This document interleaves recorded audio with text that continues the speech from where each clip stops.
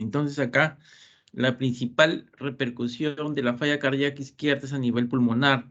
Como ustedes ven acá en la diapositiva, este es el alveolo. El alveolo es un espacio virtual donde se produce pues, el intercambio gaseoso de oxígeno y de dióxido de carbono, ¿no? Debe estar libre para que se produzca este intercambio gaseoso. Y tenemos el capilar pulmonar. Cuando hay insuficiencia cardíaca, la presión hidrostática en este capilar pulmonar aumenta y eso causa pues extravasación del líquido al espacio alveolar, miren. Entonces, esto es lo que sucede en la falla cardíaca izquierda, el edema del pulmón, ¿ya? Aumenta la presión hidrostática del capilar pulmonar y extravasa líquido hacia el espacio alveolar. Puede extravasar proteínas, puede extravasar células, neutrófilos, macrófagos, hasta hematías puede extravasar. Y entonces, cuando el alveolo está ocupado de este contenido, se hace imposible casi un intercambio gaseoso y el paciente pues refiere disnea, ¿no? Una de las manifestaciones del edema agudo pulmonar es la ortopnea, y eso ya les he hablado en clase, ortopnea. ¿Qué es la ortopnea? A ver, ¿alguien me puede decir?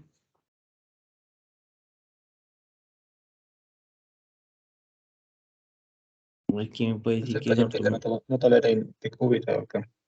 No tolera el decúbito dorsal, ¿no? Entonces, cuando el pulmón está en edema agudo de pulmón, está en edema agudo pulmonar, presenta la ortopnea, pues sí, quiere decir que los alveolos están ocupados en contenido líquido, proteináceo y celular.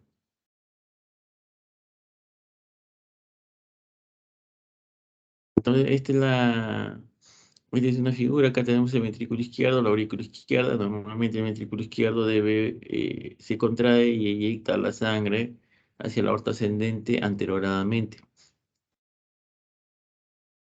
Pero cuando hay insuficiencia cardíaca, la sangre que está acá en el ventrículo izquierdo no sale en su totalidad anteroradamente, queda un remanente y ese remanente puede retrógradamente pasar a la aurícula izquierda y retrógradamente a las venas pulmonares y llegan al pulmón y eso es lo que causa el edema agudo de pulmón.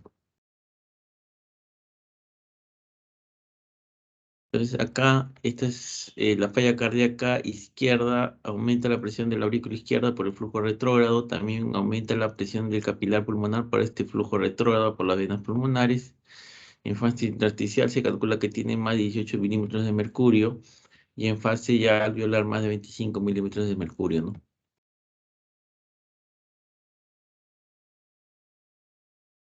Este es otro dibujo para ver la fisiopatología. Yo les había mencionado, esta pregunta que siempre le hacen en el examen, la causa más frecuente a nivel mundial de insuficiencia cardíaca es la hipertensión arterial no controlada. Acá vemos cómo el ventrículo izquierdo se hipertrofia, ¿ya? Se remodela. Acá entonces el cambio inicial en un paciente hipertenso no controlado es la hipertrofia ventricular. Se va hipertrofiando, pero esta hipertrofia ventricular en el paciente hipertenso evoluciona hacia una remodelación, hacia una reacción inflamatoria con tejido fibrótico. Y eso origina insuficiencia cardíaca, ¿ya? La segunda causa en frecuencia es la enfermedad coronaria. Vemos acá un infarto cardíaco. Como el infarto cardíaco también va a producir necrosis, fibrosis y remodelación del ventrículo izquierdo y se produce dilatación. ¿Ya? Dilatación del ventrículo izquierdo. En la segunda causa en frecuencia de insuficiencia cardíaca. Acá tenemos los estudios, vean los estudios a nivel mundial. Todos estos estudios que mencionan acá colocan en la hipertensión arterial en primer lugar, ¿no? Como causa de insuficiencia cardíaca. En segundo lugar colocan a la enfermedad coronaria. Entonces vamos a recordar un poco de semiología. La ortopnea nos indica que el paciente no tolera el decúbito dorsal, tiene que sentarse para aliviar el síntoma y eso nos habla de encharcamiento alveolar o edema agudo del pulmón. En el 2019 también se ha definido otro síntoma que es la vendognia. La vendognia, ¿no? Es el nuevo un nuevo criterio clínico. La bendonia hace referencia a la falta de aire que se produce al flexionar el tronco hacia la parte anterior en los primeros 30 segundos, como por ejemplo al atarse los cordones de los zapatos. Nos inclina el tórax hacia adelante y tiene disnea. Eso nos habla de bendomnia. La bendomnia es un signo de insuficiencia cardíaca. He encontrado que la bendomnia, han hecho un estudio en más de la mitad de los pacientes, 48.8%. La bendomnia también se ha asociado a una clase funcional NIHAN 3 o 4 y los pacientes que tienen bendomnia tienen más mortalidad a 6 meses. Ya tienen 29.5% de mortalidad ya a 6 meses.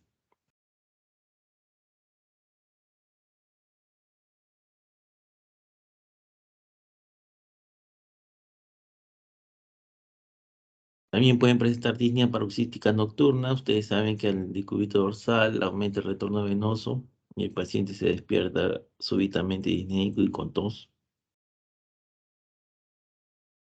Hiperepognia, disnea básicamente en decúbito eh, lateral izquierdo, hay tos, puede haber cianosis.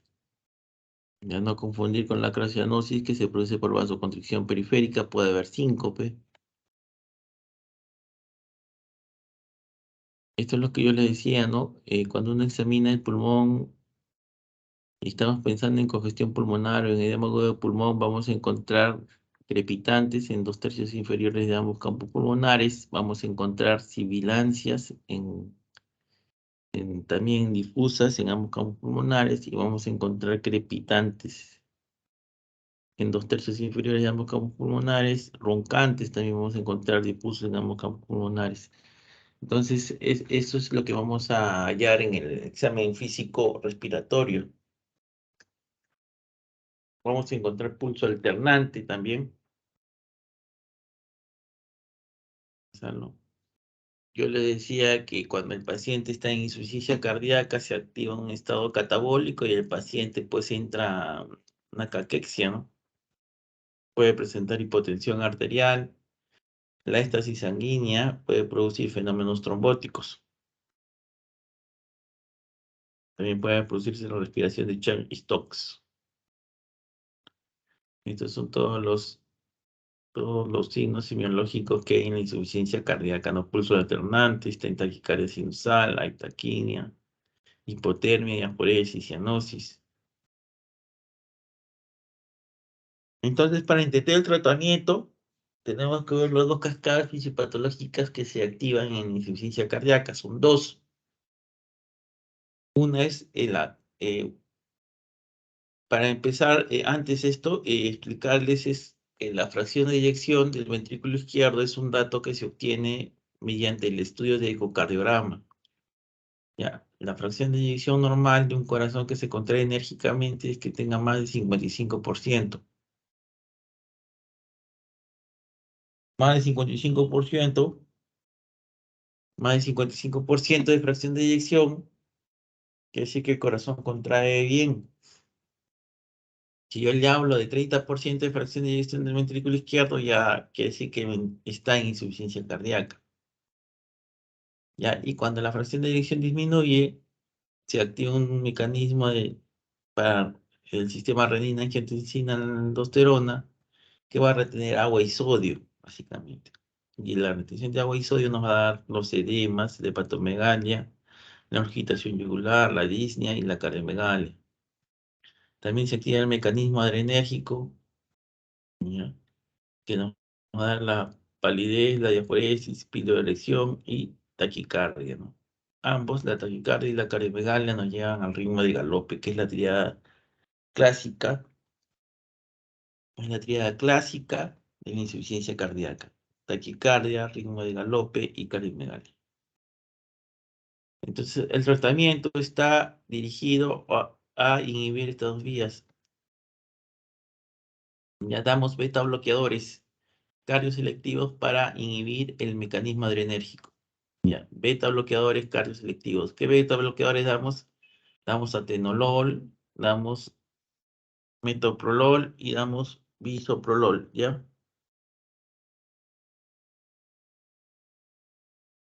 Anoten, hace pregunta el examen. ¿Qué beta bloqueadores damos insuficiencia cardíaca? Atenolol, bisoprolol, metoprolol podemos dar.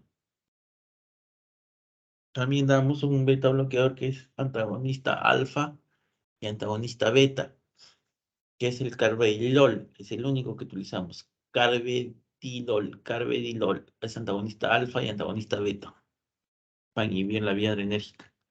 Y para inhibir el sistema renina-angiotensina aldosterona vamos a dar espironolactona de 25 miligramos cada 24 horas.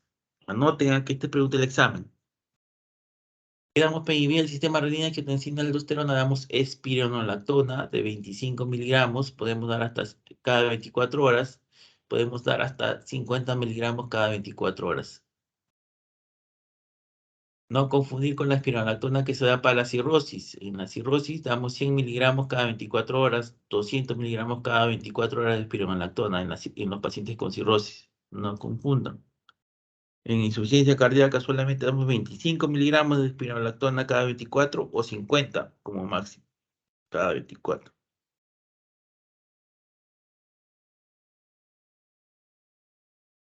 También damos inhibidores YECA, damos enalapril, por ejemplo, podemos dar, la pastilla de enalapril viene de 10 miligramos, damos dosis solamente preventivas de remodelación, que puede ser 5 miligramos cada 24 horas, ¿no? Podemos dar captopril, también podemos dar media tableta cada 12 horas, para evitar la remodelación nada más, no lo damos como dosis antihipertensiva. Podemos usar furosemida utilizamos en ampollas, 20 miligramos cada 6 horas o cada 8 horas si el paciente está en edema agudo de pulmón. Tenemos que utilizar endovenoso. Cuando el paciente está en edema agudo de pulmón, utilizamos ya vía endovenosa. Cuando el paciente está, no presenta este edema agudo de pulmón, utilizamos vía oral nada más. Diurético que estamos utilizando es la espironolactona. Básicamente previene la acumulación de líquido. Y cuando ya hay edema en sí franco, damos furosemida. Podemos dar furosemida vía oral, 40 miligramos cada 24 horas o 40 miligramos cada 12 horas. Están anotando, ¿no? También podemos dar, hay dos esquemas terapéuticos que se han aprobado en el 2022. Uno de ellos es la empaglifosina.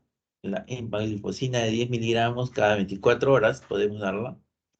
Empaglifosina de 10 miligramos cada 24 horas son inhibidores del cotransportador sodio-glucosa. ¿Ya? Y también podemos darlos el fármaco sacubitril/valsartán. El sacubitril/valsartán podemos dar la dosis de 24 a 26 miligramos cada 12 horas o podemos dar 49 51 miligramos cada 12 horas. Entonces pregunten en el examen, ¿ah? Si yo les pregunto, la espironolactona en el paciente con insuficiencia cardíaca se da 200 miligramos cada 24 horas, ¿qué dicen? Falso. ¿Cuál es la dosis máxima de espironolactona? 50. ¿A cuánto? 50 la máxima. 25 a 50. 25 a 50, ¿ya?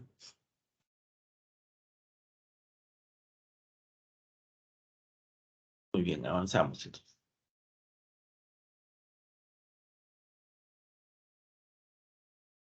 Este es el paciente con ortopnea, falla cardíaca izquierda, eso ya está de más de decirlo, ya esto lo han llevado en semiología, ahora vamos a enfocarnos más para la parte terapéutica. Acá ven la insuficiencia cardíaca, ¿no? Los signos de insuficiencia cardíaca derecha son la inclinación yugular, el edema de miembros inferiores, la congestión hepática, ascitis, inclusive en casos extremos, ¿no?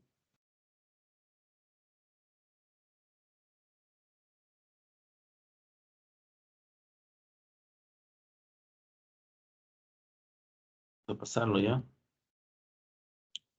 Hay hipertensión portal, ascitis en casos extremos de insuficiencia cardíaca derecha. Puede haber esplenomegalia, mala absorción intestinal, y esto es de semiología. El edema de miembros inferiores, la congestión hepática puede producir trastorno de coagulación. Y estos son los signos de falla cardíaca derecha, ¿no? Edema de miembros inferiores, hepatomegalia, infiltración yugular. Y este es un paciente que está con edema agudo de pulmón, está en ortopnea. ¿Qué le damos? ¿Qué tipo de diurético le damos? ¿Vía oral o vía endovenosa? A ver, doctores.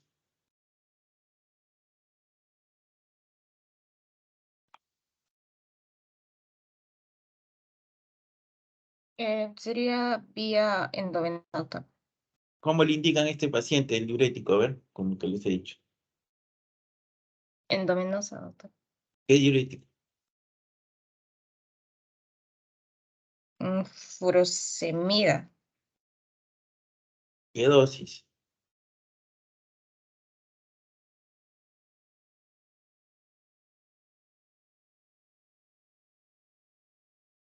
A ver, ¿alguien quiere decir? A ver.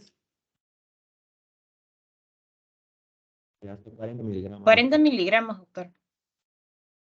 No, la furosemida de 40 miligramos es de vía oral, ¿ah? Presentación vía oral. Ah, La furosemida endovenosa es 20 miligramos. Podemos darlo cada 6 horas, una ampolla de 20 miligramos cada 6 horas o una ampolla de 20 miligramos cada 8 horas a un paciente que está con edema agudo de pulmón. Luego, como ven, le indican el oxígeno, le indican la restricción de volumen, no le pueden dar, pues, a este paciente que ingresa a emergencia, no le pueden estar indicando 2 litros de suero, ¿no? Solamente se le indica su diurético, su oxígeno. Podemos iniciar la espironolactona. Pero cuando el paciente está en edema agudo de pulmón, no damos los beta bloqueadores. Los beta bloqueadores, el carvedilol, el bisoprolol, el atenolol y el metoprolol, lo iniciamos cuando el paciente está seco, está sin edema agudo de pulmón. Eso puede preguntarse en el examen. Si yo le inicio, yo les pregunto en el examen, a un paciente que está con edema agudo de pulmón en 2/3 inferiores de ambos campos pulmonares, ¿le iniciamos beta bloqueadores? ¿Cuál es la respuesta? falso. ¿Los beta bloqueadores en qué momento se inicia?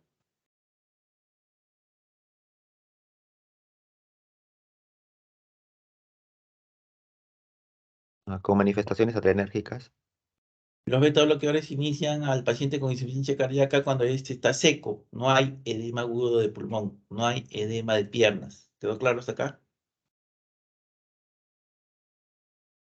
Sí, Vuelvo a doctor. repetir, ¿en qué momento se inician los beta bloqueadores en un paciente con insuficiencia cardíaca?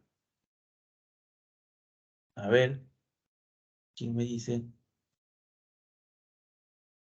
Estoy preguntando lo que he dicho. Cuando está seco y no hay edema, doctor. ¿Edema en dónde, doctora? En miembros inferiores ¿Y qué más? y en el pulmón, edema agudo del pulmón. Claro. O sea, yo el inicio de beta bloqueador en un paciente con edema agudo de pulmón es verdadero o falso. Falso. Falso, no se debe ni. Entonces, el mensaje es que no se debe dar beta bloqueadores a los pacientes que están con edema agudo de pulmón. Para dar beta bloqueador, el pulmón tiene que estar limpio, ¿ya? Después del uso de diuréticos.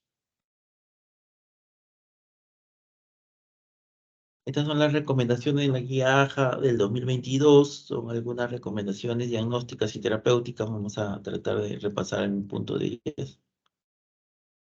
Entonces, lo que ellos definen es que la falla cardíaca lo dividen en 5 fases. Esto también es pregunta del examen. Y acá de este cuadrito va a venir una pregunta. Entonces, el estadio A, según de falla cardíaca, son todos aquellos pacientes que están en riesgo de hacer falla cardíaca. Ese es el estadio A. Solamente que están en riesgo. No tienen daño estructural, no tienen ni signos ni síntomas. El estadio B, ya hay una alteración estructural, pero no tienen ni signos ni síntomas de falla cardíaca.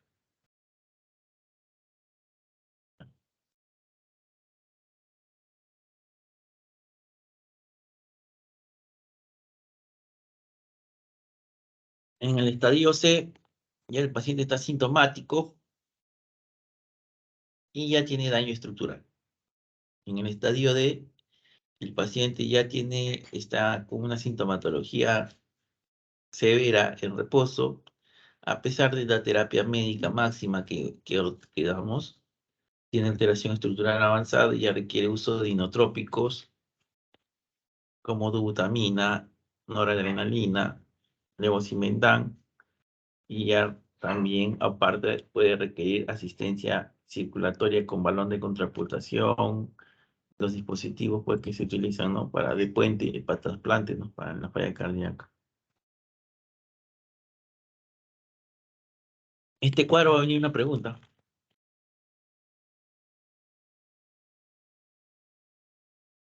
Entonces, ¿qué dice la guía? Que debemos tratar a todos los pacientes que están en riesgo. ¿Quiénes pacientes están en riesgo? Los pacientes que tienen hipertensión arterial no controlada. Entonces, debemos tratar la hipertensión arterial. Debemos tratar a los pacientes con diabetes, ¿no? La diabetes debe estar controlada porque la diabetes puede evolucionar a enfermedad coronaria, ateromatosa. Debemos tratar las cardiopatías hipertróficas. Debemos tratar la obesidad. Entonces, todos los factores de riesgo debemos tratarlos. En el estadio B, que ya el paciente está con daño estructural, pero no tiene signos ni síntomas, también debemos tratarlo. Debemos hacer la restricción hídrica, podemos usar espironolactona, podemos utilizar también inhibidores YECA.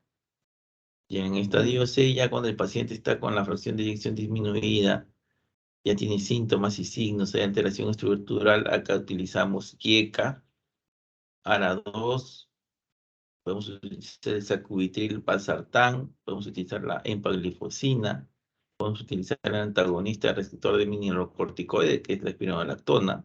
El antagonista receptor de mineralocorticoide es la espironolactona. Podemos utilizar empaglifosina, podemos utilizar furosemida vía oral, si está el paciente seco. Y si el paciente está húmedo, con edema de pulmón, utilizamos furosemida endovenosa. Cabe decir que no se combina, nunca se combina el YECA con el ARA2, o sea, no podemos combinar enalapril con losartán, nunca se combina captopril tampoco con irbesartán o con losartán, eso está contraindicado, ¿ah?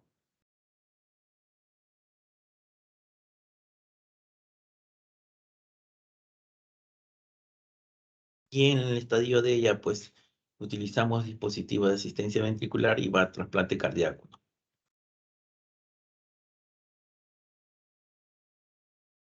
Hay una clasificación también según la fracción de eyección que podemos determinar.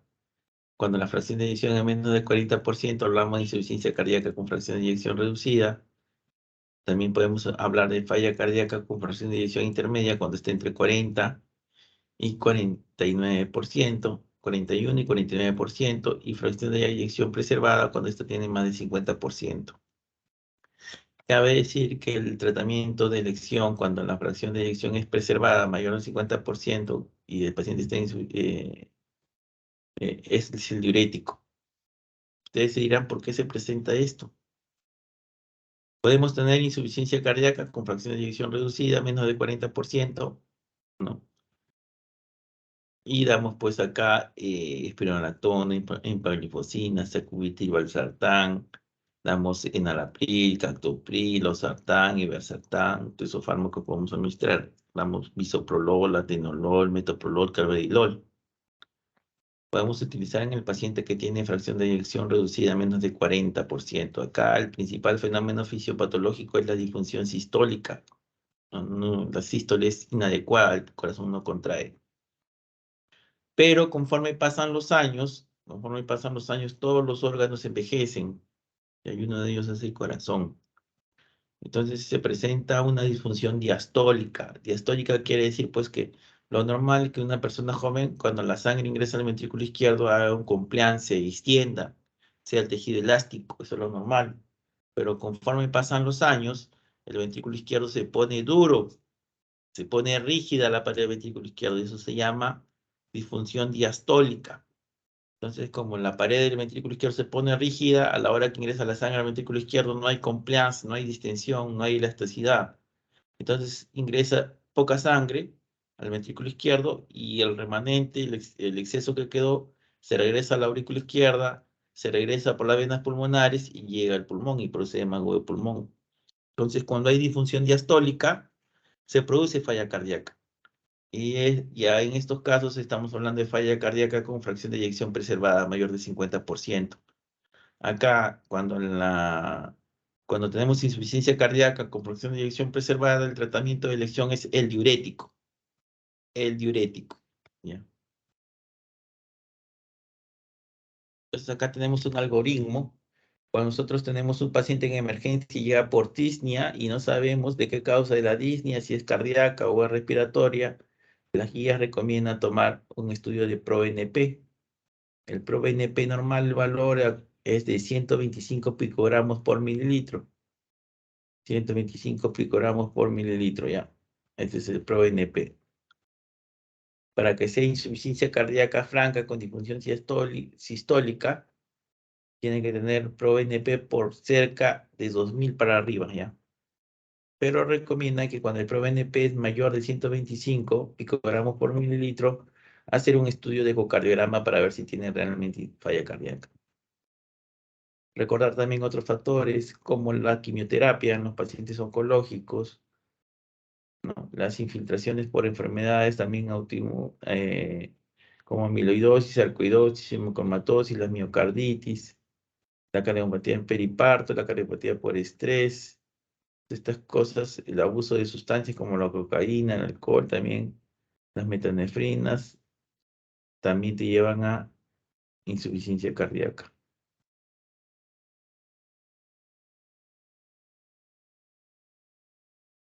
Entonces, el estadio A, el tratamiento es básicamente prevención.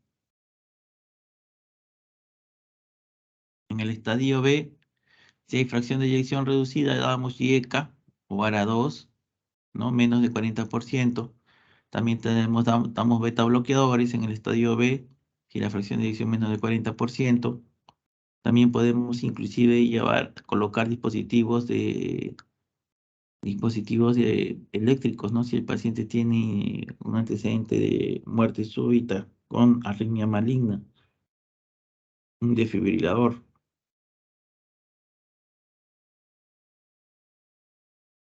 Y todo está en verde, lo que está en verde es nivel de evidencia 1, ¿no?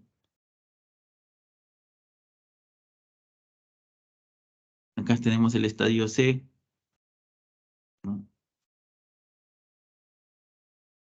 La muñeca, ARA2, beta bloqueadores, antagonistas del receptor mineralocorticoide, pirespirona, inhibidor de cotransportador sodio-glucosa, que es la empaglifosina, damos los diuréticos, ¿no?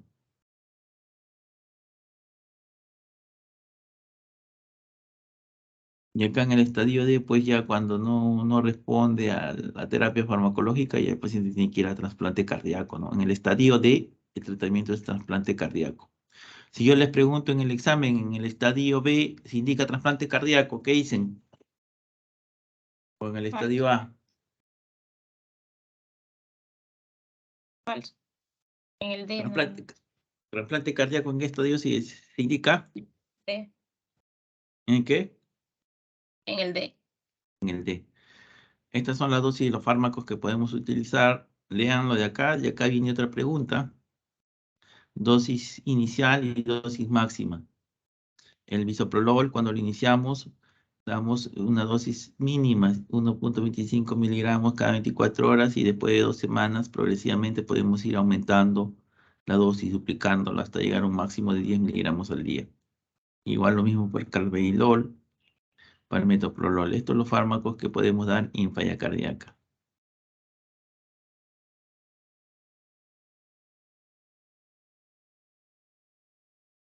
Y acá ven, para el paciente con fracción de eyección preservada, el tratamiento es el diurético, es el de elección.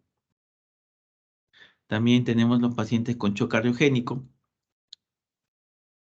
¿Ya? El shock cardiogénico se define como pacientes con presión arterial menos de 90 milímetros de mercurio, ¿ya? Sistólica y diastólica menos de 60 milímetros de mercurio, el índice cardíaco menos de 2.2 litros por minuto. De acá viene una pregunta, que esta definición del shock cardiogénico, que la presión capilar pulmonar sea más de 15 milímetros de mercurio, Por favor, atiendan a esto. Ya. Entonces, estos son los tres criterios. Índice cardíaco menos de 2.2 litros minuto. Presión arterial sistólica menos de 90 milímetros de mercurio. Diastólica menos de 60. Que la presión capilar pulmonar sea mayor de 15 milímetros de mercurio. Por favor, estos criterios tienen que saberlos. Este shock cardiogénico, y cuando el paciente está en shock cardiogénico, debemos utilizar drogas inotrópicas. Acá están las drogas inotrópicas y drogas adrenérgicas. Dentro de las drogas inotrópicas que tenemos, tenemos la dopamina, la dobutamina, la milrinone también tenemos. Estas son las drogas inotrópicas. Y de los vasopresores tenemos epinefrina y noradrenalina, norepinefrina. Cabe recordar que estos medicamentos se pasan por catéter venoso central, no se pasan por vía venosa periférica, sobre todo la noradrenalina. Si yo la paso por una vía venosa periférica, la adrenalina lleva una vasoconstricción de los capilares distales más pequeños, entonces esa vasoconstricción llevar a necrosis. Y se necrosa pues la mano, los dedos de la mano se necrosan. Entonces, todos estos medicamentos debemos pasarlo por catéter venoso central, no por vía venosa periférica. Listo, ¿quedó claro hasta acá? Sí, doctor. ¿Alguna pregunta? Entonces, esta es básicamente la clase de guía, ¿no? Acá tenemos cuando el ProNP es más de 2000 picogramos por mililitro, es muy probable que sí tenga insuficiencia cardíaca, pues.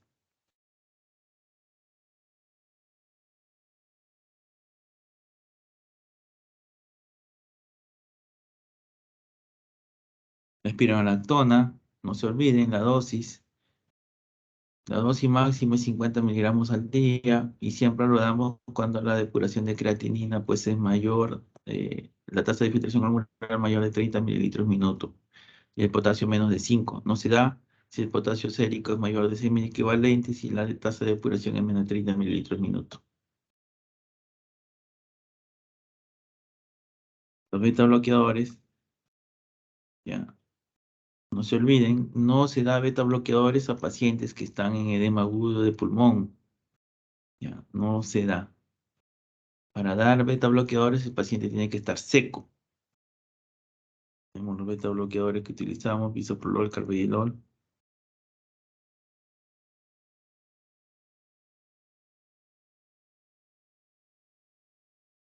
Y los fármacos de primera línea que han demostrado, ya para resumir, disminuir la mortalidad en pacientes con insuficiencia cardíaca son el YECA o LARA2, los beta bloqueadores y los antagonistas receptores de mineralocorticoides que era la espironolactona. Esta es pregunta para el internado, para la residencia. Diga usted los tres fármacos que disminuyen la mortalidad en la insuficiencia cardíaca. Y yo les pongo en el examen fármacos que disminuyen, marque usted o diga usted la respuesta incorrecta de los fármacos que disminuyen la mortalidad en insuficiencia cardíaca. Y le pongo YECA, ARA2, beta bloqueadores y antagonistas receptores de mineralocorticoides, entre paréntesis espironolactona, y le pongo abajo digoxina. ¿Cuál es la respuesta? La dioxina. La digoxina, pues ya. Inclusive cuando el paciente no mejora, dice, a estos tres fármacos, podemos pasar a sacubitril/valsartán, ya. Este es el nuevo fármaco que ya se ha llegado a su uso, ¿no? Acá también, esta es la guía de salud. También ya lo está utilizando, pues acá, ¿ven? Está aprobado.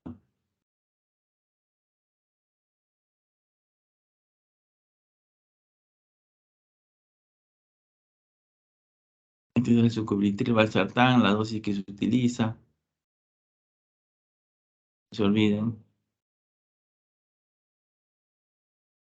¿Qué hace el sacubitril/valsartán? Inhibe la nelipresina, que es una sustancia que degrada rápidamente el proBNP. Entonces, el proBNP es una sustancia secretada en la pared del ventrículo izquierdo, péptido natriurético cerebral. El péptido natriurético cerebral se secreta en la pared del ventrículo izquierdo. El estímulo es la tensión que se genera por la sobrecarga de volumen. Pero este péptido natriurético cerebral tiene función de natriuresis, elimina sodio y elimina el agua, pues, y también evita la remodelación, esa es su función principal. Entonces, al inhibir la nalipresina, este espectro natriurético cerebral está más tiempo activo en sangre.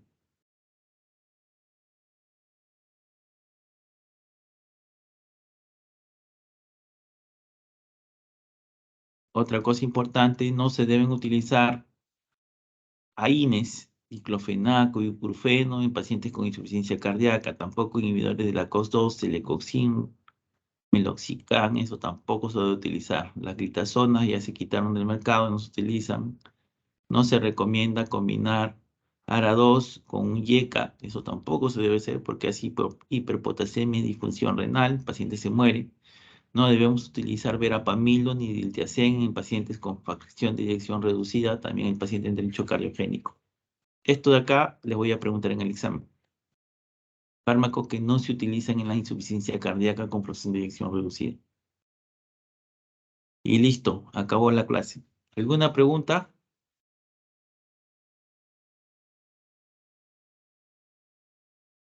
No, doctor, todo claro. Ya, faltaría una clase. Vamos a hacer en la próxima, vamos a hacer... ¿cuándo acaban? ¿El próximo viernes todavía continúa la rotación o ya acaban? Sí, las clases están programadas hasta el día 9 porque el 10 es el examen, doctor. Pero estamos buscando acabar las teorías antes, ya que mañana sería nuestra última teoría de toda la rotación. Mañana, pero si el delegado recién se ha comunicado conmigo ayer. Sí, doctor. Es que los doctores están programando 2 o 3 clases al día. No, tienen que, miren, de ustedes depende, ¿ah? Si no, yo les pongo clases, preguntas de esta clase, no, pues. Y ya no No, hago doctor, dos clases más. está bien que Ustedes, dicte las otras 2 clases. entonces Sería de... tienen que darse tiempo, ¿ya? No pueden decirme que hoy mañana es el último día. Sí, doctor, en todo caso, Ya de acuerdo a su coordinamos durante la disponibilidad. semana, tienen que darse tiempo pues para que poder dictar en la clase, si no después van a estar preocupados, ya. Yo voy a, Está bien, doctor. si no hago dos clases, mis preguntas solamente van a ser 2 o 3 a lo máximo.